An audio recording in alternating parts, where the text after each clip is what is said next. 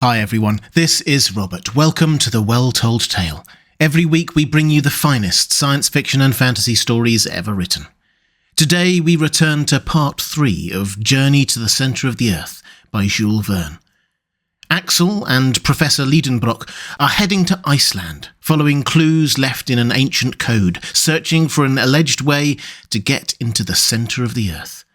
They have reached Copenhagen, with their next stop Iceland itself. It's time to pull up a chair, relax and enjoy part 3 of Journey to the Centre of the Earth by Jules Verne. Chapter 9. Iceland. But what next? The day for our departure arrived. The day before it, our kind friend Monsieur Thomson brought us letters of introduction to Count Tramp, the governor of Iceland, Monsieur Picterson, the bishop suffragan, and Monsieur Finson, mayor of Reykjavik. My uncle expressed his gratitude by tremendous compressions of both his hands. On the 2nd, at 6 in the evening, all our precious baggage being safely on board the Valkyria, the captain took us into a very narrow cabin. "Is the wind favourable?" my uncle asked. "Excellent," replied Captain Bian. "A sou'easter. We shall pass down the Sound full speed, with all sails set."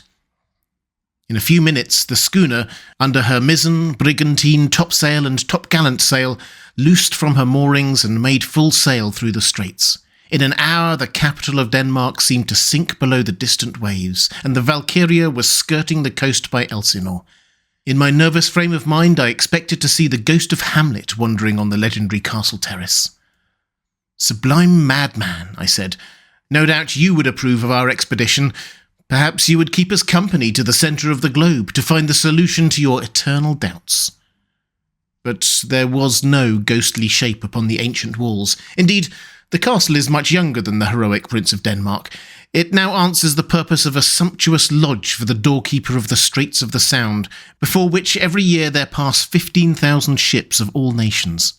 The castle of Kronsberg soon disappeared in the mist, as well as the tower of Helsingborg, built on the Swedish coast, and the schooner passed lightly on her way, urged by the breezes of the Kattegat. The Valkyria was a splendid sailor, but on a sailing vessel you can place no dependence. She was taking to Reykjavik coal, household goods, earthenware, woolen clothing, and a cargo of wheat. The crew consisted of 5 men, all Danes. "How long will the passage take?" my uncle asked. 10 days, the captain replied, "if we don't meet a nor'wester in passing the Faroes." "But you are not subject to considerable delays." "No, Monsieur Lidenbrock, don't be uneasy. We shall get there in very good time." At evening, the schooner doubled the score at the northern point of Denmark.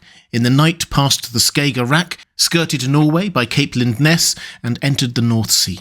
In 2 days more, we sighted the coast of Scotland near Peterhead, and the Valkyria turned her lead towards the Faroe Islands, passing between the Orkneys and Shetlands.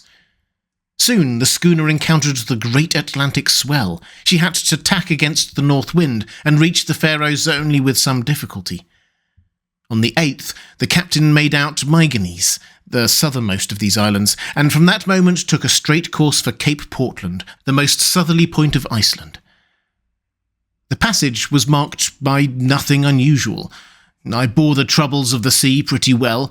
My uncle, to his own intense disgust and his greater shame, was ill all through the voyage. He therefore was unable to converse with the captain about Snæfell, the way to get to it, the facilities for transport. He was obliged to put off these inquiries until his arrival, and spent all his time at full length in his cabin, of which the timbers creaked and shook with every pitch he took. It must be confessed, he was not undeserving of his punishment. On the 11th, we reached Cape Portland. The clear, open weather gave us a good view of Myrdalsjökull, which overhangs it. The cape is merely a low hill with steep sides, standing lonely by the beach.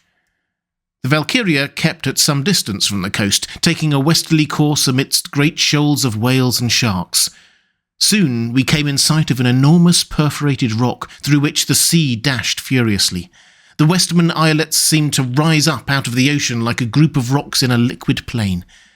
From that time, the schooner took a wide berth and swept at a great distance round Cape Reykjanes, which forms the western point of Iceland.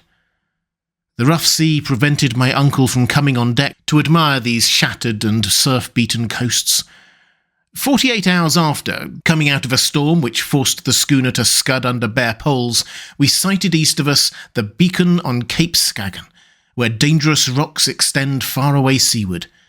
An Icelandic pilot came on board, and in 3 hours the Valkyria dropped her anchor before Reykjavik, in Faxa Bay. The professor at last emerged from his cabin, rather pale and wretched-looking, but still full of enthusiasm, and with ardent satisfaction shining in his eyes. The population of the town, wonderfully interested in the arrival of a vessel from which everyone expected something, formed in groups upon the quay. My uncle left in haste his floating prison, or rather hospital, but before quitting the deck of the schooner he dragged me forward and pointed with outstretched finger north of the bay at the distant mountain terminating in a double peak, a pair of cones covered with perpetual snow. He cried, "Snæfell! Snæfell!" Then, recommending me by an impressive gesture to keep silence, he went into the boat which awaited him. I followed, and presently we were treading the soil of Iceland. The first man we saw was a good-looking fellow enough in a general's uniform. He was not a general, but a magistrate, the governor of the island, Monsieur le Baron Tramp himself. The professor was soon aware of the presence he was in. He delivered him his letters from Copenhagen, and then followed a short conversation in the Danish language, the purport of which I was quite ignorant of, and for very good reason. But the result of this first conversation was that Baron Tramp placed himself entirely at the service of Professor Lidenbrock. My uncle was just as courteously received by the mayor, Monsieur Finson, whose appearance was as military and disposition and office as pacific as the governor's. As for the bishop's suffragan, Monsieur Picterson, he was at that moment engaged on an episcopal visitation in the north. For the time we must be resigned to wait for the honour of being presented to him. But Mr. Fridriksson, Professor of Natural Sciences at the School of Reykjavik, was a delightful man, and his friendship became very precious to me. This modest philosopher spoke only Danish and Latin. He came to proffer me his good offices in the language of Horace, and I felt that we were made to understand each other. In fact, he was the only person in Iceland with whom I could converse at all. This good-natured gentleman made over to us 2 of the 3 rooms which his house contained, and we were soon installed in it with all our luggage, the abundance of which rather astonished the good people of Reykjavik. "Well, Axel," said my uncle, "we are getting on, and now the worst is over." "The worst?" I said, astonished. "To be sure. Now we have nothing to do but go down."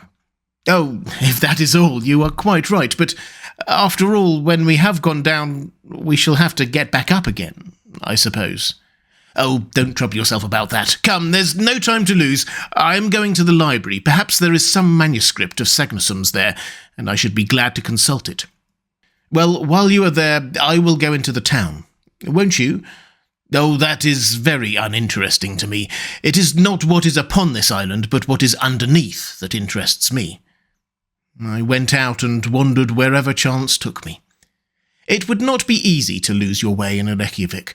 I was therefore under no necessity to inquire the road, which exposes one to mistakes when the only medium of intercourse is gesture. The town extends along a low and marshy level between 2 hills. An immense bed of lava bounds it on one side and falls gently towards the sea.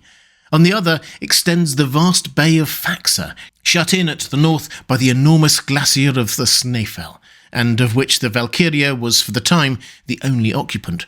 Usually the English and French conservators of fisheries moor in this bay, but just then they were cruising about the western coasts of the island. The longest of the only 2 streets that Reykjavik possesses was parallel with the beach. Here lived the merchants and traders, in wooden cabins made of red planks set horizontally. The other street, running west, ends at the little lake between the house of the bishop and other non-commercial people. I had soon explored these melancholy ways. Here and there I got a glimpse of faded turf, looking like a worn-out bit of carpet, or some appearance of a kitchen garden, the sparse vegetables of which, potatoes, cabbages and lettuces, would have figured appropriately upon a Lilliputian table.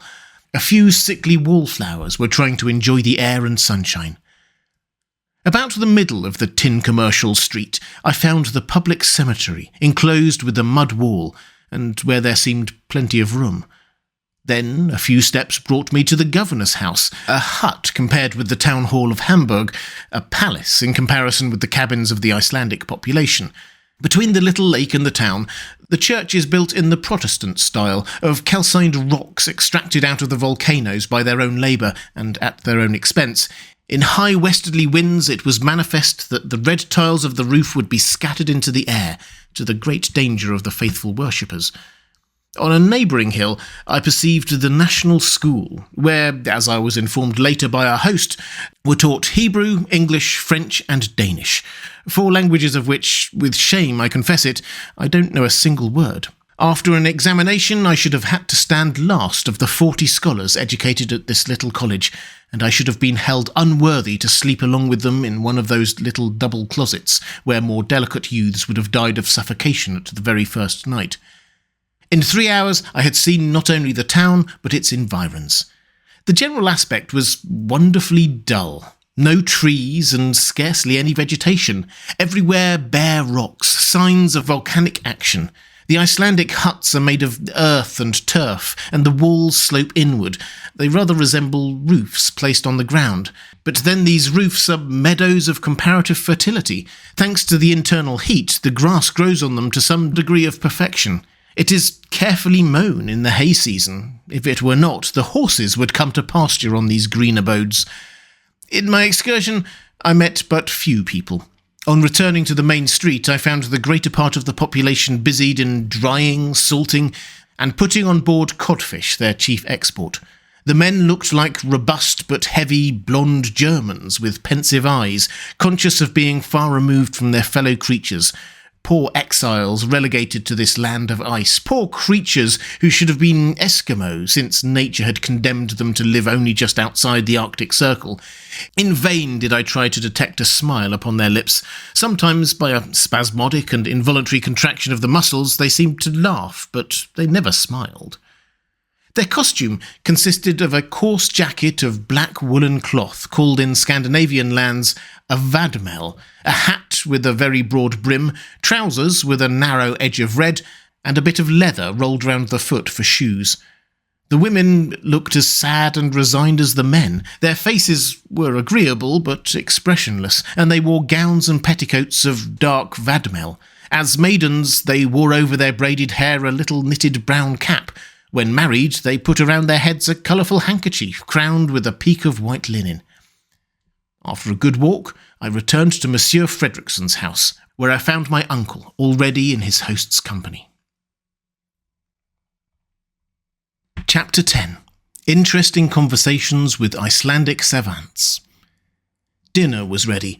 Professor Lidenbrock devoured his portion voraciously, for his compulsory fast on board had converted his stomach into a vast, unfathomable gulf.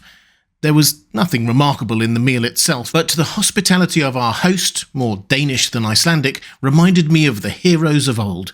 It was evident that we were more at home than he was himself. The conversation was carried on in the vernacular tongue, which my uncle mixed with German and Monsieur Fredrickson with Latin for my benefit.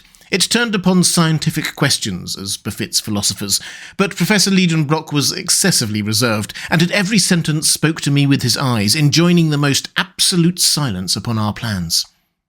In the first place, Monsieur Fredrickson wanted to know what success my uncle had had at the library. "Your library? Why, there is nothing but a few tattered books upon almost deserted shelves." "Indeed?" replied Monsieur Fredrickson. "Why, we possess 8,000 volumes, many of them valuable and scarce, works in the old Scandinavian language, and we have all the novelties that Copenhagen sends us every year." "Where do you keep your 8,000 volumes? For my part—" "Oh, Mr. Lidenbrock, they are all over the country. In this icy region we are fond of study. There is not a farmer nor a fisherman that cannot read and does not read. Our principle is that books, instead of growing mouldy behind an iron grating, should be worn out under the eyes of many readers. Therefore these volumes are passed from one to another, read over and over, referred to again and again, and it often happens that they find their way back to their shelves only after an absence of a year or two." "And in the meantime," said my uncle rather spitefully, "strangers—" Well, what would you have? Foreigners have their libraries at home, and the first essential for labouring people is that they should be educated. I repeat to you, the love of reading runs in Icelandic blood. In 1816, we founded a prosperous literary society. Learned strangers think themselves honoured in becoming members of it. It publishes books which educate our fellow countrymen, and do the country great service. If you will consent to be a corresponding member, Herr Lidenbrock, you will be giving us great pleasure. My uncle, who had already joined about 100 learned societies, accepted with a grace which evidently touched Mr. Fridriksson. Now, said he, will you be kind enough to tell me what books you hoped to find in our library, and I may perhaps enable you to consult them? My uncle's eyes and mine met. He hesitated. This direct question went to the root of the matter, but after a moment's reflection he decided on speaking.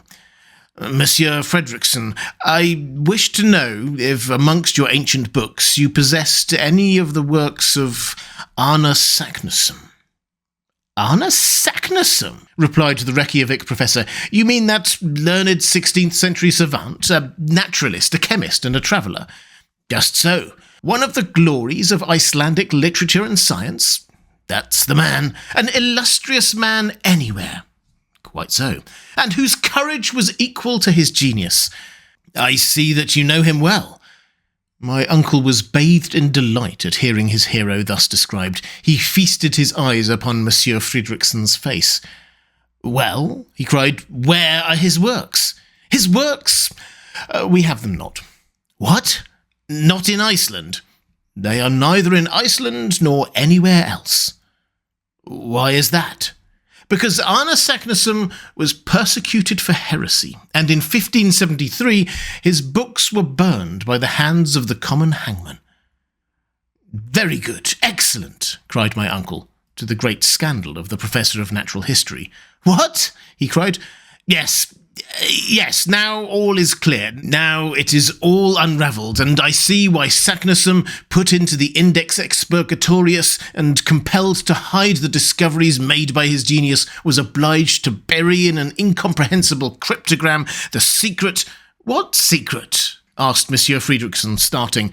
Oh, just a secret which— My uncle stammered. Have you some private document in your possession? Asked our host. No, I was only supposing a case. Very well, answered Monsieur Fridriksson, who was kind enough not to pursue the subject when he had noticed the embarrassment of his friend.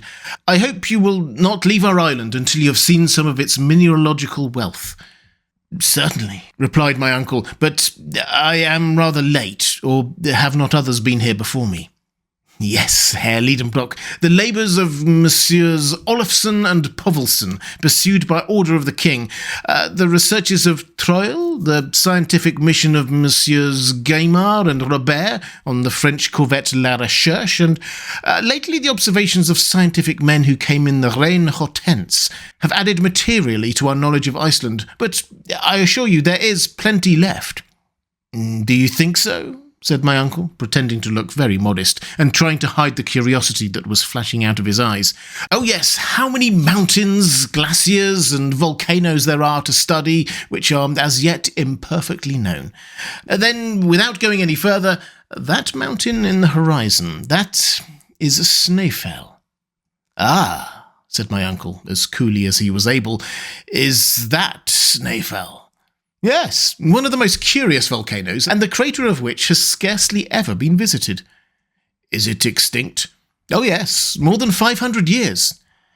Well, replied my uncle, who was frantically looking his legs together to keep himself from jumping up in the air, that is where I mean to begin my geological studies. There on that vessel, what do you call it? Snæfell, replied the excellent Monsieur Fridriksson.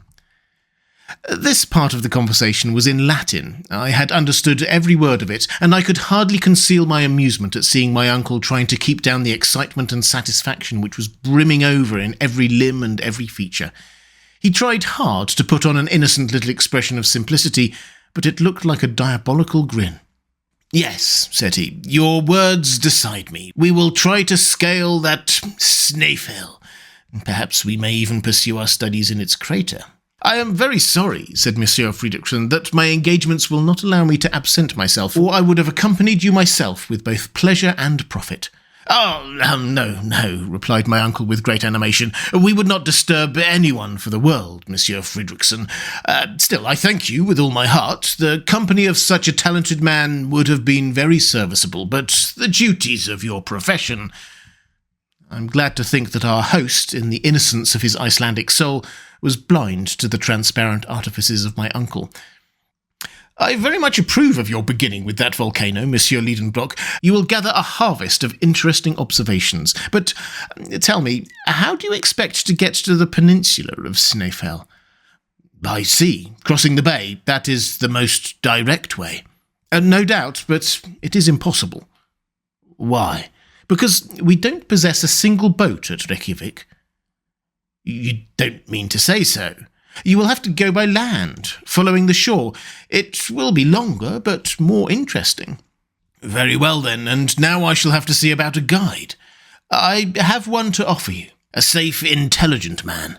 Yes, an inhabitant of that peninsula. He is an eider-down hunter, and very clever. He speaks Danish perfectly. When can I see him? Tomorrow, if you like. Why not today? Because he won't be here until tomorrow. Tomorrow, then, added my uncle with a sigh. This momentous conversation ended in a few minutes with warm acknowledgments paid by the German to the Icelandic professor. At this dinner, my uncle had just elicited important facts, amongst others the history of Saknussemm, the reason of the mysterious document, that his host would not accompany him in his expedition, and that the very next day a guide would be waiting upon him. Chapter 11. A Guide Found to the Centre of the Earth. In the evening, I took a short walk on the beach and returned at night to my plank bed, where I slept soundly all night. When I awoke, I heard my uncle talking at a great rate in the next room. I immediately dressed and joined him. He was conversing in the Danish language with a tall man of robust build. This fine fellow must have been possessed of great strength. His eyes, set in a large and ingenuous face, seemed to me very intelligent. They were of a dreamy sea blue. Long hair, which would have been called red even in England, fell in long meshes upon his broad shoulders. The movements of this native were lithe and supple, but he made little use of his arms in speaking, like a man who knew nothing or cared nothing about the language of gestures. His whole appearance bespoke perfect calmness and self-possession. Not indolence, but tranquillity. It was felt at once that he would be beholden to nobody, that he worked for his own convenience, and that nothing in this world could astonish or disturb his philosophic calmness. I caught the shades of this Icelander's character by the way in which he listened to the impassioned flow of words which fell from the professor. He stood with arms crossed, perfectly unmoved by my uncle's incessant gesticulations. A negative was expressed by a slow movement of the head from left to right, an affirmative by a slight bend, so slight that his long hair scarcely moved. He carried economy of motion even to parsimony. Certainly I should never have dreamt in looking at this man that he was a hunter. He did not look likely to frighten his game, nor did he seem as if he would even get near it. But the mystery was explained when Monsieur Fridriksson informed me that this tranquil personage was only a hunter of the eider duck, whose underplumage constitutes the chief wealth of the island. This is the celebrated eider down, and it requires no great rapidity of movement to get it. Early in the summer, the female, a very pretty bird, goes to build her nest among the rocks of the fjords with which the coast is fringed. After building the nest, she feathers it with down plucked from her own breast. Immediately the hunter, or rather the trader, comes and robs the nest, and the female recommences her work. This goes on as long as she has any down left. When she has stripped herself bare, the male takes his turn to pluck himself. But as the coarse and hard plumage of the male has no commercial value, the hunter does not take the trouble to rob the nest of this. The female therefore lays her eggs in the spoils of her mate. The young are hatched, and next year the harvest begins again. Now, as the eider duck does not select steep cliffs for her nest, but rather the smooth terraced rocks which slope down to the sea, the Icelandic hunter might exercise his calling without any inconvenient exertion. He was a farmer who was not obliged either to sow or reap his harvest, but merely to gather it in. This grave, phlegmatic and silent individual was called Hans Bjelk. and he came recommended by Monsieur Fridriksson. He was our future guide. His manners were a singular contrast with my uncle's. Nevertheless, they soon came to understand each other. Neither looked at the amount of the payment. The one was ready to accept whatever was offered, the other was ready to give whatever was demanded. Never was bargain more readily concluded. The result of the treaty was that Hans engaged on his part to conduct us to the village of Stapi on the south shore of the Schneefell Peninsula, at the very foot of the volcano. By land this would be about 22 miles, to be done, said my uncle, in 2 days. But when he learnt that the Danish mile was 24,000 feet long, he was obliged to modify his calculations and allow 7 or 8 days for the march. 4 horses were to be placed at our disposal, 2 to carry him and me, 2 for the baggage. Hans, as was his custom, would go on foot. He knew all that part of the coast perfectly, and promised to take us the shortest way. His engagement was not to terminate with our arrival at Stapi. He was to continue in my uncle's service for the whole period of his scientific researches, for the remuneration of 3 riksdales a week, about 12 shillings. But it was an express article of the covenant that his wages should be counted out to him every Saturday at 6 o'clock in the evening, which, according to him, was one indispensable part of the engagement. The start was fixed for the 16th of June. My uncle wanted to pay the hunter a portion in advance, but he refused with one word. "Efter," he said. "After," said the professor, for my edification. The treaty concluded, Hans silently withdrew. "A famous fellow," cried my uncle, "but he little thinks of the marvellous part he has to play in the future. So he is to go with us as far as the centre of the earth, Axel." 48 hours were left before our departure. To my great regret, I had to employ them in preparations, for all our ingenuity was required to pack every article to the best advantage. Instruments here, arms there, tools in this package, provisions in that. 4 sets of packages in all. The instruments were an Eigel's centigrade thermometer, graduated up to 150 degrees, 302 degrees Fahrenheit, which seemed to me too much or too little. Too much if the internal heat was to rise so high, for in this case we should be baked, not enough to measure the temperature of springs or any matter in a state of fusion. 2. An aneroid barometer, to indicate extreme pressures of the atmosphere. An ordinary barometer would not have answered the purpose, as the pressure would increase during our descent to a point which the mercurial barometer would not register. 3. A chronometer, made by Boissonnas Jr. of Geneva, accurately set to the meridian of Hamburg. 4. 2 compasses, viz. A common compass and a dipping needle. 5. A night glass. 6. 2 of Ruhmkorff's apparatus, which, by means of an electric current, supplied a safe and handy portable light. The arms consisted of 2 of Purdy's rifles and 2 brace of pistols.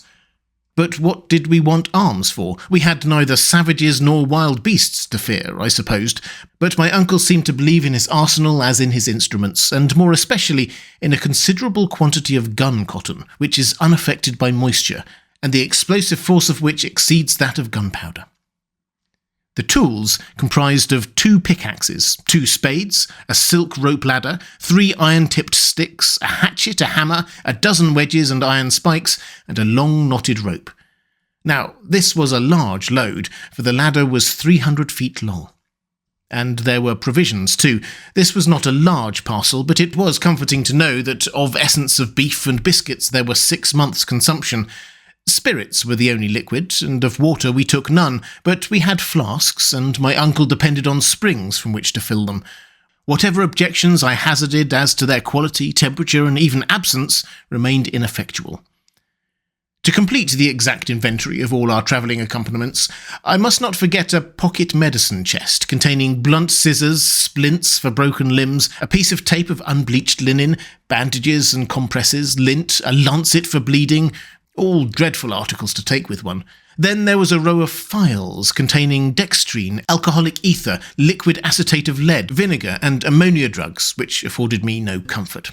Finally, all the articles needful to supply Ruhmkorff's apparatus. My uncle did not forget a supply of tobacco, coarse-grained powder, and amadou, nor a leathern belt in which he carried a sufficient quantity of gold, silver, and paper money. 6 pairs of boots and shoes made waterproof with a composition of india rubber and naphtha were packed among the tools. "Clothed, shod, and equipped like this," said my uncle, "there is no telling how far we may go." The 14th was wholly spent in arranging all our different articles. In the evening, we dined with Baron Tramps, the mayor of Reykjavik, and Dr. Hjeltelin, the first medical man of the place, being of the party. Monsieur Fridriksson was not there. I learned afterwards that he and the governor disagreed on some questions of administration and did not speak to each other. I therefore knew not a single word of all that was said at this semi-official dinner, but I could not help noticing that my uncle talked the whole time. On the 15th, our preparations were all made. Our host gave the professor very great pleasure by presenting him with a map of Iceland far more complete than that of Henderson. It was the map of Monsieur Olaf Nicholas Olsen, in the proportion of 1 to 480,000 of the actual size of the island, and published by the Icelandic Literary Society. It was a precious document for a mineralogist. Our last evening was spent in intimate conversation with Monsieur Fridriksson, with whom I felt the liveliest sympathy. Then, after the talk, succeeded, for me at any rate, a disturbed and restless night. At 5 in the morning, I was awoke by the neighing and pawing of 4 horses under my window. I dressed hastily and came down into the street. Hans was finishing our packing, almost as it were without moving a limb, and yet he did his work cleverly. My uncle made more noise than execution, and the guide seemed to pay very little attention to his energetic directions. At 6 o'clock, our preparations were over. Monsieur Fridriksson shook hands with us. My uncle thanked him heartily for his extreme kindness. I constructed a few fine Latin sentences to express my cordial farewell.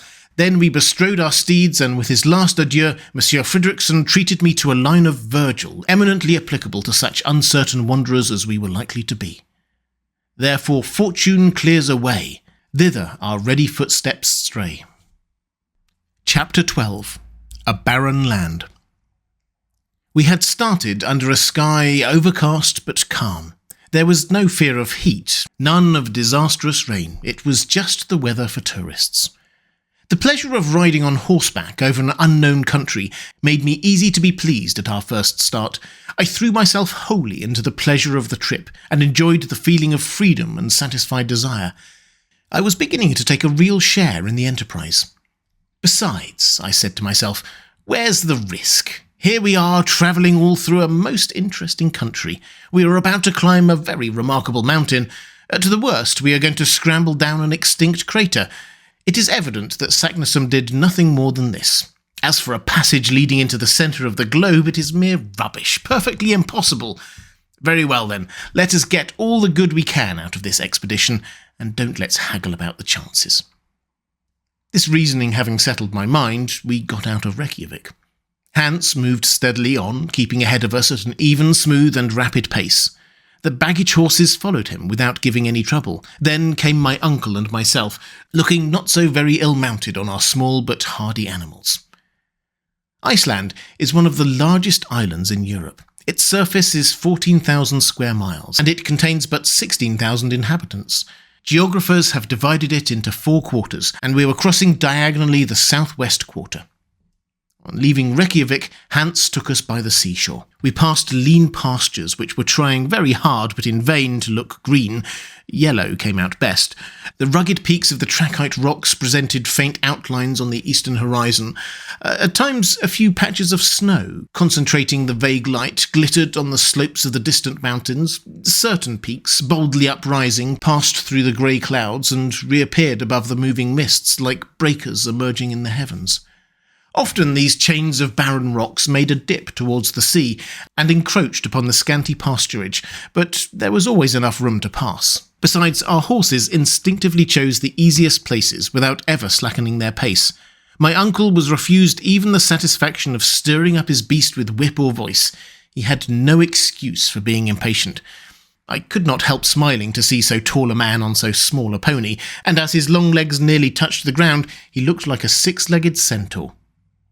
Good horse, he kept saying.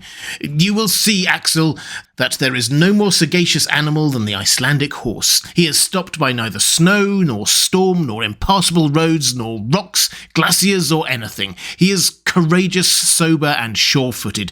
He never makes a false step, never shies. If there is a river or fjord to cross, and we shall meet with many, you will see him plunge in at once, just as if he were amphibious, and gain the opposite bank. But we must not hurry him. We must let him have his way, and we shall get on at the rate of 30 miles a day. We may, but how about our guide? Oh, never mind him. People like him get over the ground without a thought.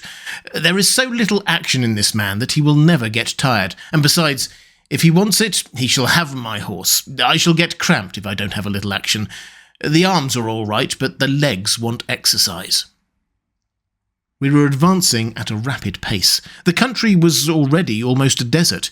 Here and there was a lonely farm called a boa, built either of wood or of sods, or of pieces of lava, looking like a poor beggar by the wayside.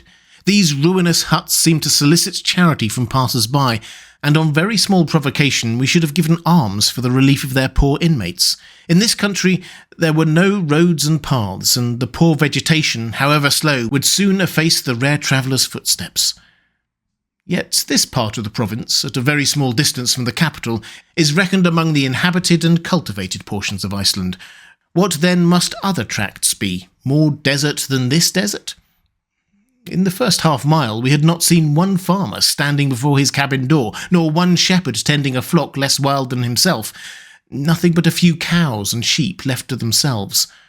What then would be those convulsed regions upon which we were advancing, regions subject to the dire phenomena of eruptions, the offspring of volcanic explosions and subterranean convulsions?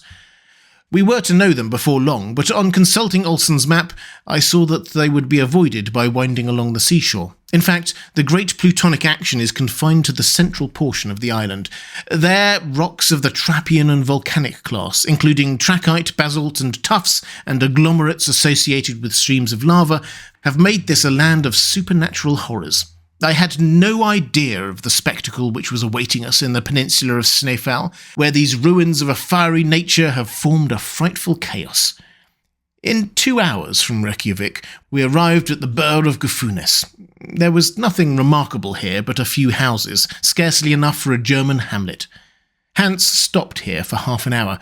He shared with us our frugal breakfast, answered my uncle's questions about the road and our resting place that night with merely yes or no, except when he said, Gardar. I consulted the map to see where Gardar was. I saw there was a small town of that name on the banks of the Hvalfjord, 4 miles from Reykjavik. I showed it to my uncle. 4 miles only? He exclaimed. 4 miles out of 28? What a nice little walk. He was about to make an observation to the guide, who, without answering, resumed his place at the head and went on his way. 3 hours later, still treading on the colourless grass of the pasture land, we had to work round the Kolla Fjord, a longer way but an easier one than across that inlet. We soon entered into a Pingstaur, or parish, from whose steeple 12 o'clock would have struck if Icelandic churches were rich enough to possess clocks. But they are like the parishioners who have no watches and do without. There our horses were baited. Then, taking the narrow path to left between a chain of hills and the sea, they carried us to our next stage, the Eilkirkja of Branta, and 1 mile further on to Saurbua, Annexia, a chapel of ease built on the south shore of the Hvalfjord. It was now 4 o'clock, and we had gone 4 Icelandic miles, or 24 English miles. In that place, the fjord was at least 3 English miles wide. The waves rolled with a rushing din upon the sharp-pointed rocks. This inlet was confined between walls of rock, precipices crowned by sharp peaks 2,000 feet high, and remarkable for the brown strata which separated the beds of reddish tuff. However much I might respect the intelligence of our quadrupeds, I hardly cared to put it to the test by trusting myself to it on horseback across an arm of the sea. If they are as intelligent as they are said to be, I thought, they won't try it. In any case, I will tax my intelligence to direct theirs. But my uncle would not wait. He spurred on to the edge. His steed lowered his head to examine the nearest waves, and stopped. My uncle, who had an instinct of his own too, applied pressure, and was again refused by the animal significantly shaking its head. Then followed strong language, and the whip, but the brute answered these arguments with kicks and endeavours to throw his rider. At last the clever little pony, with a bend of his knees, started from under the professor's legs, and left him standing upon 2 boulders on the shore, just like the Colossus of Rhodes. "Confounded brute!" cried the unhorsed horseman, suddenly degraded into a pedestrian, just as ashamed as a cavalry officer degraded to a foot soldier. "Fire!" said the guide, touching his shoulder. "What? A boat?" "Duh," replied Hans, pointing to one. "Yes," I cried, "there is a boat." "Why did you not say so then? Well, let us go on." "Tidvatten," said the guide. "What is he saying?" "He says tide," said my uncle, translating the Danish word. "No doubt we must wait for the tide." "Forbidda," said my uncle. "Ja," replied Hans. My uncle stamped with his foot while the horses went on to the boat. I perfectly understood the necessity of abiding a particular moment of the tide to undertake the crossing of the fjord, when, the sea having reached its greatest height, it should be slack water. Then the ebb and flow have no sensible effect, and the boat does not risk being carried either to the bottom or out to sea. That favourable moment only arrived with 6 o'clock, when my uncle, myself, the guide, 2 other passengers, and the 4 horses trusted ourselves to a somewhat fragile raft. Accustomed as I was to the swift and sure steamers of the Elbe, I found the oars of the rowers rather a slow means of propulsion. It took us more than an hour to cross the fjord, but the passage was effected without any mishap. In another half-hour we had reached the Aolkirkja of Gadar.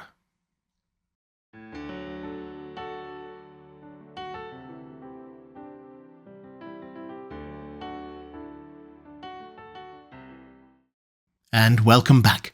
I hope you enjoyed part 3 of Journey to the Centre of the Earth by Jules Verne. If you'd like to support The Well Told Tale as we make these classics available for free to everyone, thank you.